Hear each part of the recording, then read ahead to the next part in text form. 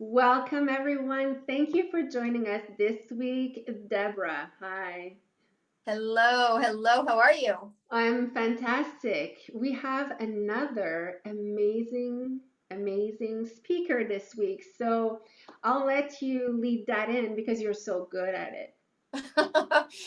So if you haven't noticed, me and Caroline, we just like love on each other in a very interesting way. In a very interesting Mhm. way. So if you're new to our show, I'm very excited because I love creativity. I love when things go well. I'm not going to put that out there to the universe that I love when things go sideways. I like when the universe surprises me. I like, you know what? It's kind of we're the beginning of a new time, new era right now, in business and in the year. It's the beginning of the year. And we're all kind of lining up our goals. We're like, I want to go this way and I'm going to make this money and I'm going to do it this how and I'm going to connect with this person. And then there's this kind of thing called life. Some people call it universe. Some people call it God. Some people call it serendipity. Some people call it business partners like Caroline, and they take, woo, there came the flower pot, and they take you down a different path, or something shows up. And I love about Anouk's story because, I love that kind of stuff. I live for serendipity. When you're going down the road, and all of a sudden, you see yourself going down in the road. And the beautiful thing is you couldn't have seen it. With your best intentions, you couldn't have seen it. It's all the stuff that you did in your, in preparation. And then you just turn left a little bit. And then there's something there, particularly the one thing I love about her story is the determination to not be that. I'm not going to be an entrepreneur. So I got to ask you, Caroline, got to ask you, has there ever been a time where you're like, I'm going down this road, or I really want this thing? And then other than our relationship, and then something really creative or offside. I mean, this would be a great name, offside, right? Something offside happens. What do you Yes. think? Well, I like how you just protected yourself right there and cut me off right away into what I was diving into, our relationship. No, I mean, honestly, everything in my life was went sideways, and I wouldn't have it any other way because it seems like when I make plans, it's just a it's just planning to make sure this won't happen. When I put it on paper and I'm like, this will happen, it's that's not going to happen.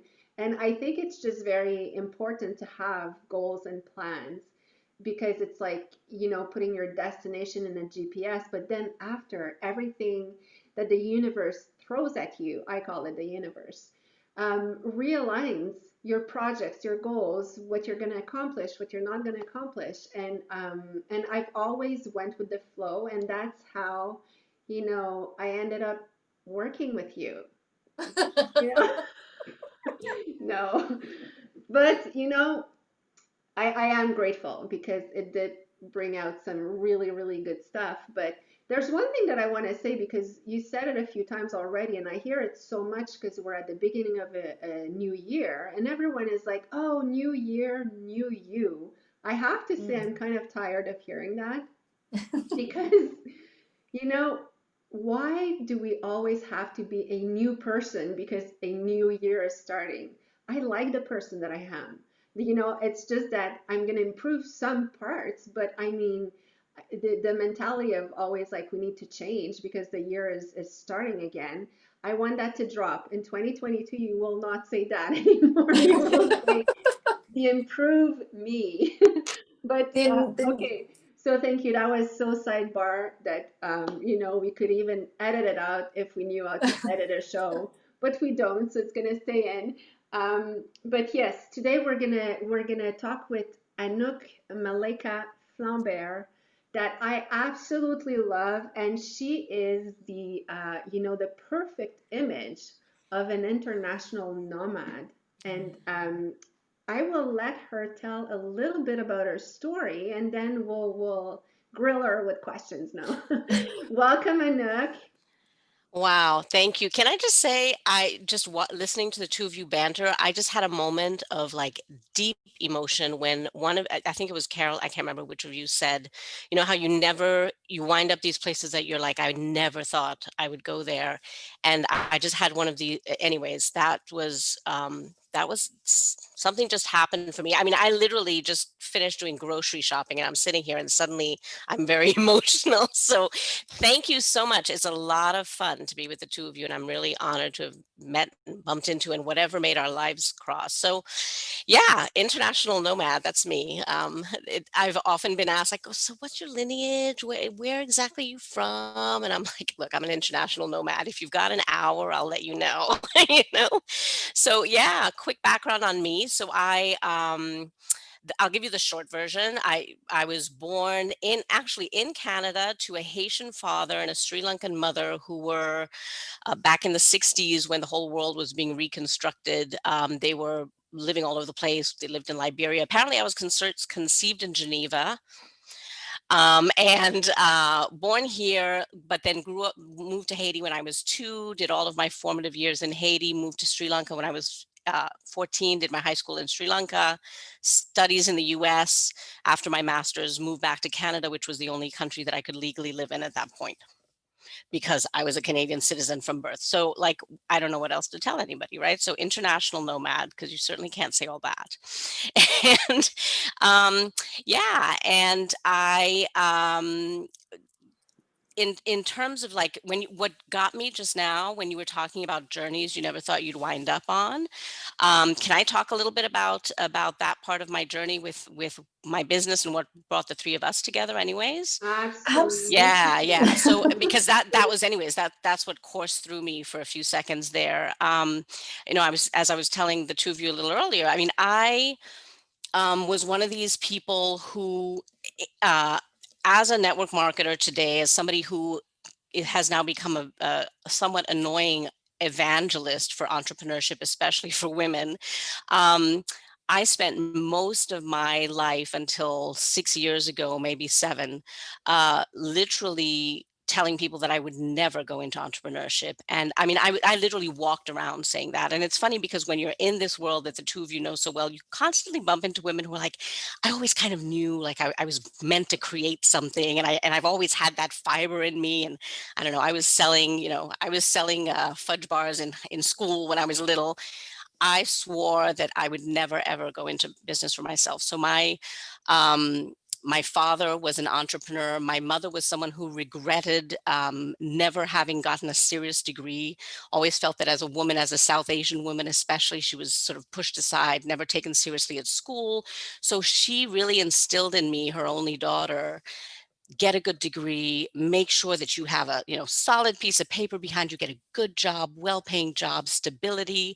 My father's life had all kinds of ups and downs with his entrepreneurship, and I talk a little bit about that in our book. I don't know if we'll talk about that a little later. So, um, yeah, so there was absolutely no way that I was ever going to become an entrepreneur. I got my master's degree as an economist, worked for 20 years in market research, and literally told people several times, I will never ever do that. That's for crazy people.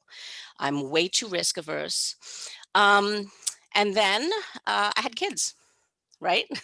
And we know what that does. So everything changed. I was one of these women who went back to school after having kids saying, I'm never I'm a professional, high performance, I got it together. But, by the time my little guys were 3 and 5, I found myself coming home crying every day and decided, you know what? Something's got to give. So I actually decided at the time that I was going to quit my job just to stop crying, go home, regroup for 6 months, and then I started kind of reaching to my old employers and saying, hey, can you wanna, if you have any backup work you need, if you have any contract work, I'll help. Like, I won't charge too much. It's okay, just whatever, because I was still trying to figure out what I want to do. And 2 years later, I had doubled my salary, and had this moment one morning when I looked at my bank account saying, you know what?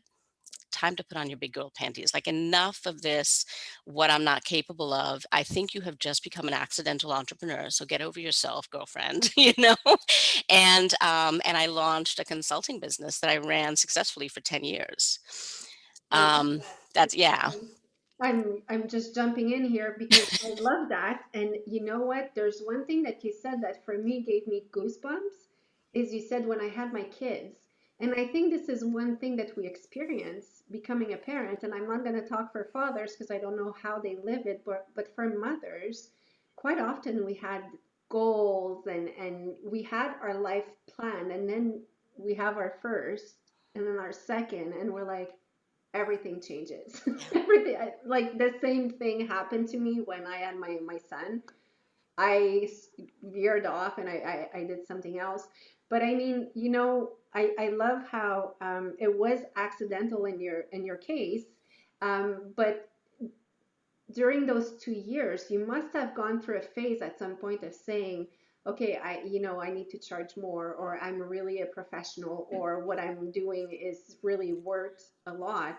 Because you said you started with, I'm not going to charge you too much, and no, no, no. Hmm. So when did that happen?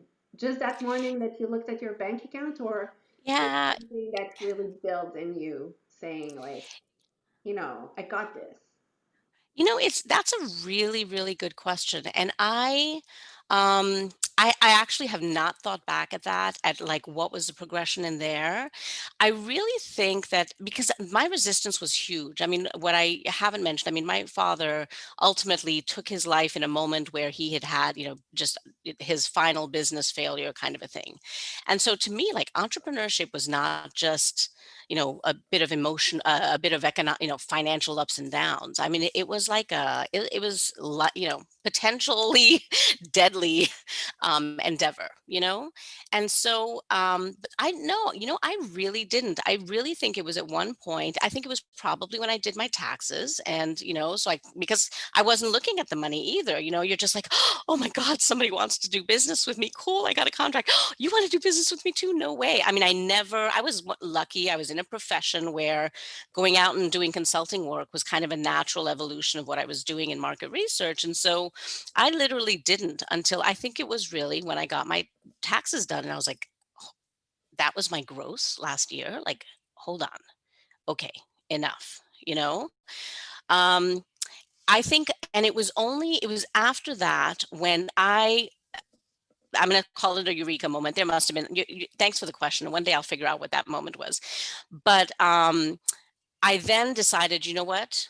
I'm going to own that I am now a successful independent private practice owner in market research.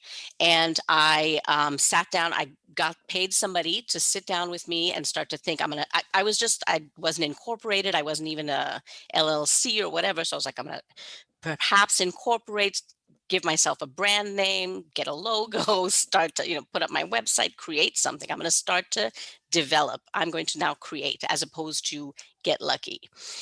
And it was in that process, sitting down and starting to define a brand that then, and I was doing market research. I thought, well, I do surveys and focus groups. And, the woman I was working with, fortunately, a woman also who I think knew how to like draw this out of me because it needed to be drawn out, was like, okay, I understand what you do. She's like, what's your essence? And I was like, essence? I'm a market researcher. She's like, no, no, no. Like, I, I need an essence. And so that's when I sat down and I was like, what is it about me? And at the time in my head, it was little Anouk that has made me able to generate this income without even realize, what is that? And what I discovered, and there was a 2-year process in there of then taking ownership that no, now I'm going to go out and look for business and explain why you should do business with me and who I am.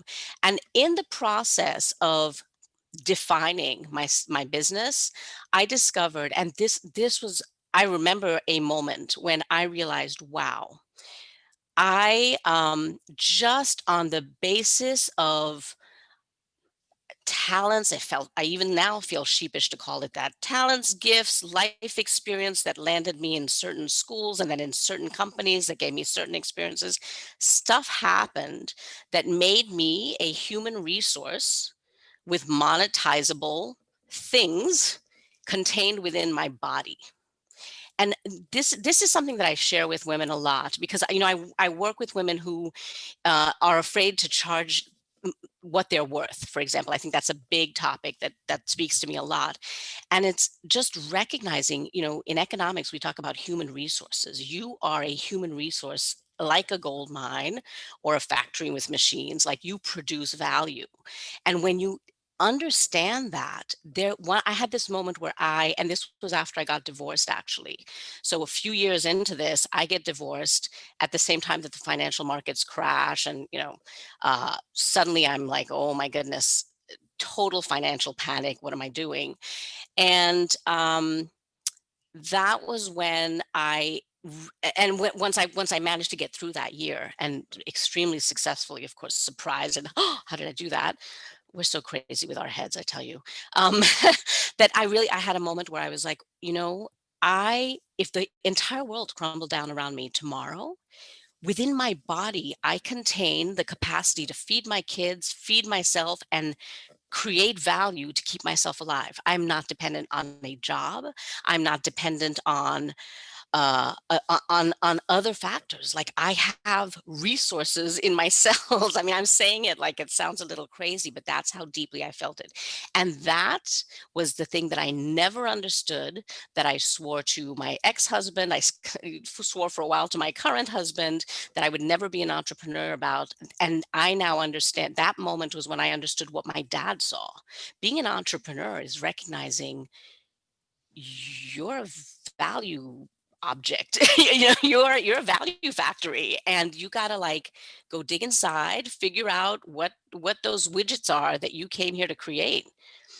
And when you recognize yourself as a value factory, for a woman especially, where for all kinds of reasons, we tend to have dependency worked into our transgenerational inheritance in different ways, Oh my God, choirs of angels kind of stuff. Anyways, sorry, I'm rambling. No, so look, I was just gonna cut in there and say, I Yeah. mean, we're all part of a book, 20 Powerful Women in Network Marketing Tell All.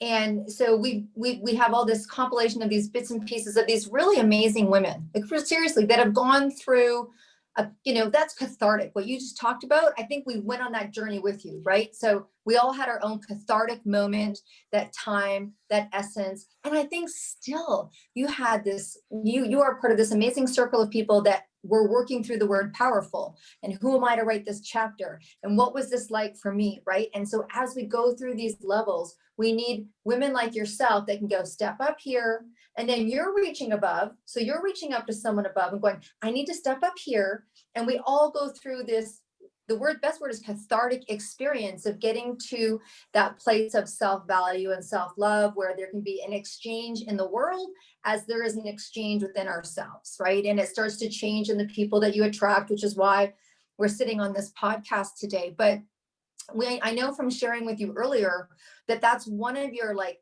heartthrobs around working with women. And you've gone into not only being an entrepreneur in the sector that you studied, but you also ventured off into a pretty interesting, for someone who didn't want to be an entrepreneur, I don't know if you could have gotten any crazier than getting involved in network marketing, because man, is that its own matrix.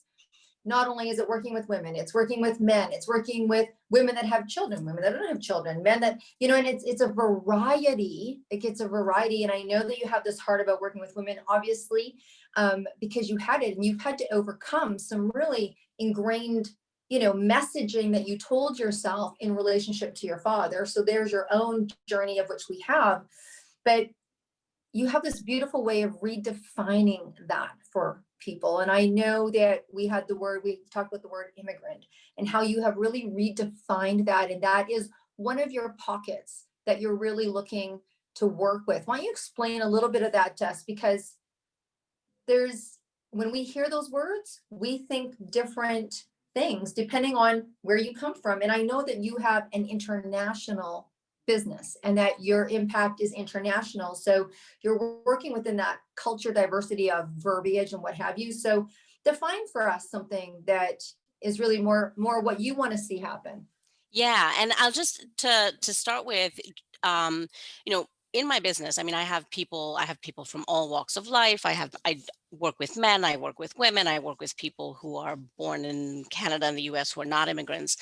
And the idea of really focusing in on immigrant women. And again, actually, let me just do this bracket now, because I'm going to have to say immigrant again because I haven't found a better word. I don't like the word immigrant because it Mhm. makes people think about like poor people, refugees or whatever. I'm not talking about that. I'm talking about um, there are, and I mean, they can be that as well, but immigrant is the scores and scores and scores of people that most of us are surrounded by who are first generation, essentially. So whether you came here younger for school, or whether you came here for university, or whether you came as an adult with your kids, on whatever basis you came, I think what we have in common, although immigrant obviously covers all kinds of cultures. I mean, they're French immigrants from France, right?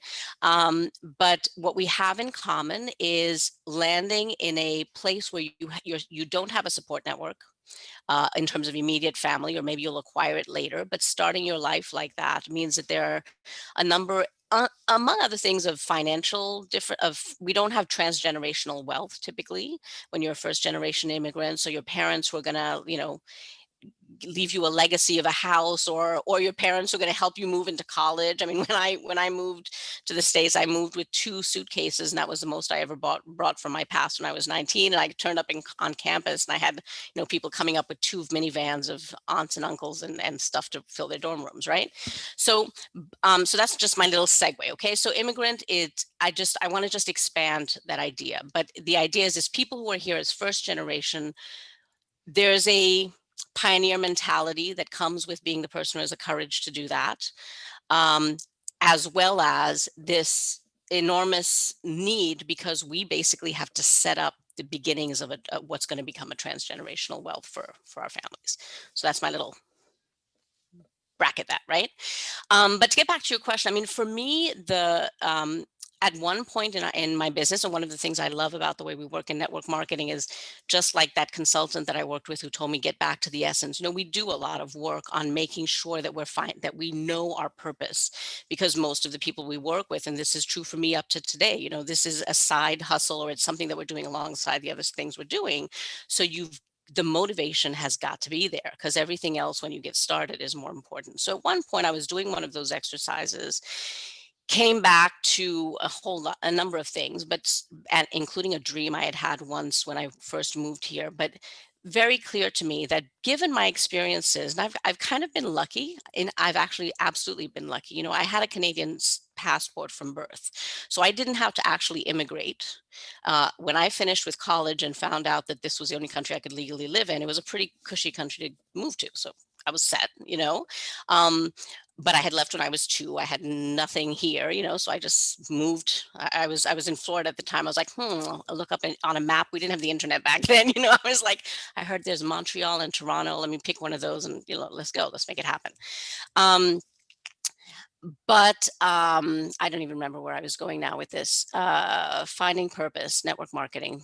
Where was I? Well, we were I talking lost it. about no. And that's the beauty of it, right? So I think what we were really asking is your expression of that. And I think you nailed it down, where you have an experience with people that they don't have all of that support around them. And one of the things that you're able to, because of that experience, is take people into an arena like network marketing and be able to help define for them what it is their why, part-time, side time, part-time, side gig, full-time, and to help them put their why to a means of financial means, and put those together so they can build whatever that looks like for them, whether it's their wealth for the generational family or what have you. And me and Caroline were talking about that yesterday. I'm sure, Caroline, you could share about, we were doing an amazing interview yesterday about how we've all had our own experiences of having to venture out on our own.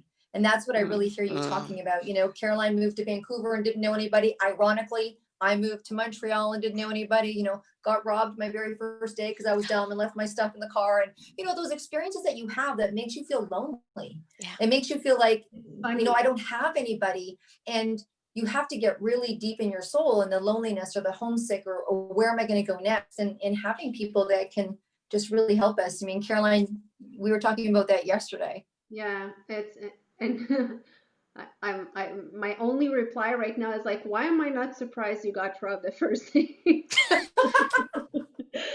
Sorry. So back to being a little serious. I think that one of the big thing that you were going towards, Anouk, is that you want one of your mission is to Yes. help um, immigrant women, which the whole discussion started there between you and I about the immigrant. You said, you Mm. know what, no, guys, I need to redefine this word. So the way you're saying it is so, for me, it's enlightening, it's appropriate. And I think that we don't see it necessarily with the eyes of an immigrant or someone who moved a new country because we don't know. So you can't know what you don't know. Because like even me when I moved, it was still within my country. It seems like it was another country, but it was still I didn't fight all of the, what a lot of people that will go to a new country have to fight. And what I love about hearing you explaining it is that wow, it actually really described the strengths that you need to do that. And yes, even when you said you become a pioneer, it's so true because you need to be a pioneer. You need to start on your own and, be alone. So that's where you were going into. You really want to help women because you also have a passion for women empowerment with your network marketing business. And I will let you take it from here. Yeah, and I want thank you for bringing me back. And I want to segue from that as well. For me, it's immigrants because that's been my story. And growing up, as I am beginning to grow up, I'm embracing again, like all of the parts of me that have made me wind up where I am. And one of the big things behind my choosing a focus, which is immigrant women, and again, and you guys know you work in network marketing, you'll work with all kinds of people, but you want one centralizing idea that's going to pull you. And I think this is true. It's not just network marketing, business in general. You need to figure out, and it'll change every year. Why am I doing this? Because it's got to pull you forward. Um, and for me, that's summarized by the phrase, be the reason, that I heard once. And the idea is, and this is true, you don't have to be an immigrant. This is true for the two of you and anybody who's listening. Each of us has been given a unique set of life experiences, and our life experiences um, give us the opportunity to, at some point, tell a story of overcome. And even sometimes some of us don't feel like we've overcome much.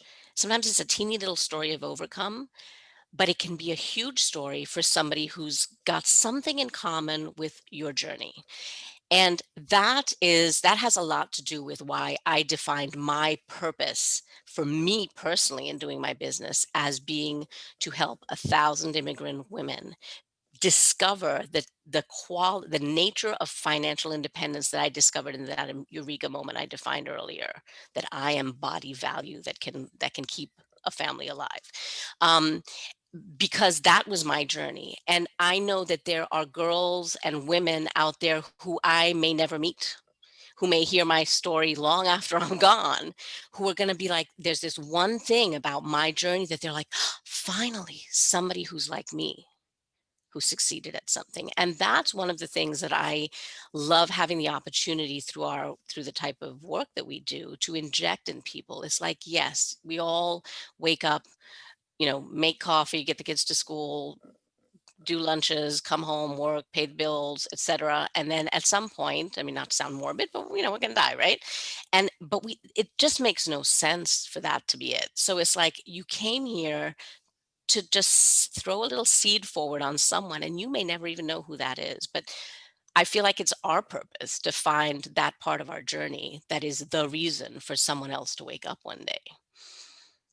I have to say that, bravo, because you've encapsulated what so many people have experienced, like you said, in the world of entrepreneurship, in the world of volunteership, in the world of passing it forward. I'm a big believer, I know we are, in kind of looking backwards and thanking the people that braved before us and we brave, and that we are actually in the middle of making change. We just don't really know, because in 20 years from now, they're going to look back and go, wow, those that was cool. Or I read the story. I mean, that's the beautiful thing about the book, is that there's this diversity of many different stories. And you know, you're going to read it now and you're going to relate. You're going to go, oh my gosh, that woman was amazing. And then you're going to read it in 3 months from now, you're going to go, oh, that woman's story was amazing, because we are always in a state of involvement, right?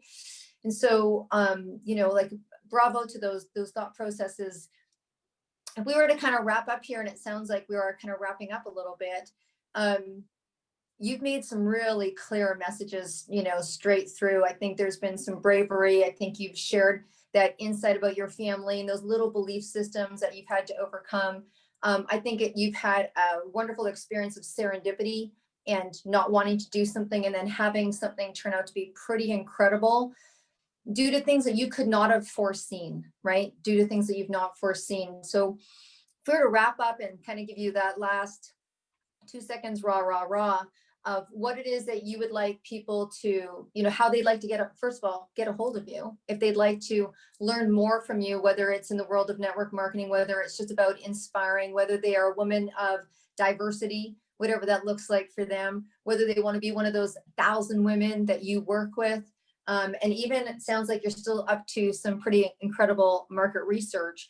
How would they get in touch with you? What could you Yeah. finally? So, I mean, one, I do want to say, I think everybody, even if you are not in network marketing or not contemplating network marketing, should get the book, 20 Powerful Women in Network Marketing Tell All. It is the women in that are extraordinary. I am floored to be part of that. And I can be reached at anoukmalaika.com. Do you have somewhere where you're going to share that? Yes, Because we don't nobody expect can people to spell my spell name, that. right? So it's anoukmalaika.com. That's my alter ego name. That's the name I use when I put my 2 hands on my hips, you know? So yeah, that's right. I love it, and it's such a unique name. You know, and it's funny because when I met you, you said I'm Anouk Flambert, and then when we produced the book, you're like, "Can you add Malika?" And in my mind, I was like, "Why did she even leave it out in the first place? Don't ever." It's unique. It's beautiful. So yes, people can reach you, and you know what? It was a pleasure having you on, and I feel like what really, really admire about you is that you seem to be so sure of your purpose and know exactly who you are and what you're worth. And I know it probably didn't come one morning when you got up. I know it's years and years and years of work, and it's probably still in progress. But what I'm really keeping from this interview is, um, you know, how clearly and you explained the worth of our body, that we have all the Hmm. worth, all the resources, that we are a resource in Hmm. itself. And for me, that was a aha moment, honestly. So thank Yeah. you. And I will let Deb and you close. Yeah, you know, I was going to say the same thing. I love that. I'm like, I think that would be a great hashtag body value. You know, it was like, just because it really just reminds you. I had the same hit, Caroline, because, you know, me and Caroline talk about value all the time. We talk about our self value. We talk about adding value, right? The world is really attracted to value because, like I said, we explore, and sometimes it's other people see it in ourselves, right? It's other people, or like for you, you saw it. Oh, look at that. Sorry, whoop, someone else wanted to talk on Zoom. So it's about, you saw it on paper, you created value, and you didn't even know you were doing it. Wow. And then you saw it on paper, then you owned it. So I love it. So I'm going to, you know, we work on that all the time. And that's what we want to do in this podcast, is bring value, right? And that, I think, is the legacy piece. So thanks for that reminder. I'll let you sign off and say goodbye to our listeners and our viewers. And then we'll be meeting you at the party That's for right. the That's book. right. Thank you so much. I'm very honored to have crossed your paths, and I'm looking forward to discovering, what this creates, just this meeting. So I love what the two of you are doing. Congratulations, and thanks for creating platforms for so many women to get our words out. So thank you. It's been amazing. Thanks to you, Anouk, and thank you everyone for being here again this week with us. And you know what? When I don't know, Deb said something, and the idea came like, don't hesitate to write to her, to write us. I can't speak right now, but anyway, don't hesitate to write us and give us your suggestions, things you would love to hear about. Oh yeah, she said we want to bring value. Absolutely. Honestly, it's like I'm having such a great time doing these podcasts, and I personally learn every single time. But we also want to hear about, what do you want to hear about? You know, do you want to hear about how did Deb make it after the day she was robbed, or stuff like that? Is she now locking her doors? And by the way, no.